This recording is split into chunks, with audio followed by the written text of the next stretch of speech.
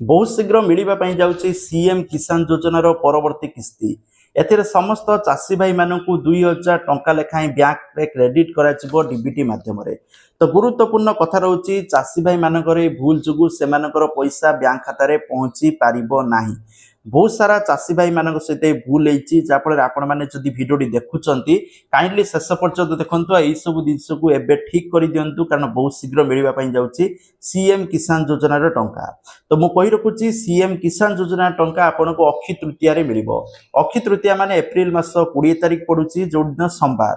तो सही दिन सीएम किसान योजनार परवर्ती किस्ती चाषी भाई मान हस्तांतर कर तेणु ता पूर्व यही सब गुरुत्वपूर्ण काम निहाती भाव आपण मैंने कंप्लीट करतु।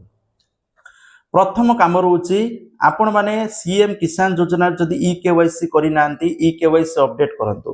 तो बहुत सारा चाषी भाई मैंने प्रॉब्लम करथिले से माने पूर्वर केवाईसी करि नथिले जेतेबेले एबे केवाईसी करूचंती पूर्वर अटकी पैसा से मिलुची। तेणु जदि आपण मैंने वर्तमान सुधा भी केवाईसी करना सीएम किसान ले जाइए केवाईसी कर दिंतु। जदि निजे न करि पारचंती जनसेवा केन्द्र जाई करंतु जोटा फास्ट प्रायोरिटी। सेकेंड जिनस रोचे आपण को बैंक खाता एक्टिव रहिबा दरकार।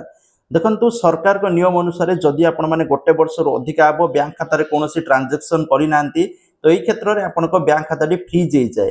फ्रीज हो गले सरकार पठाउवा टंका आपण को बैंक खाता पहुँचबनी कहीं भी टंका पठेले आपण को बैंक खाता आसबनी।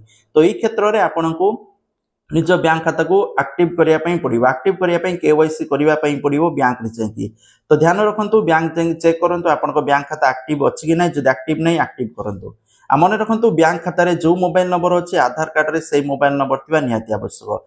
आधार कार्ड रो ना और बैंक रे जो ना अच्छी सेम सेम थी दरकार। विभिन्न क्षेत्र में मिसमैच हो स्पेलिंग रे जाफल पैसा मिलबार असुविधा होची। तो यही सब जिनस अपडेट थी दरकार। आउ जदि आपण माने कृषक ओडिशा पोर्टल रजिस्ट्रेशन करना सेठी रजिस्टर कर दिंतु। रजिस्टर कर सारा पर आपन को 100% आपन को पैसा मिल। तो यही सब जिनस को अपडेट करके रखु। अपेक्षा करंतु एप्रिल 20 संध्या सुधा आपण मानू सीएम किसान योजना टंका आपण को बैंक खाता क्रेडिट हो। Thank you. जय जगन्नाथ।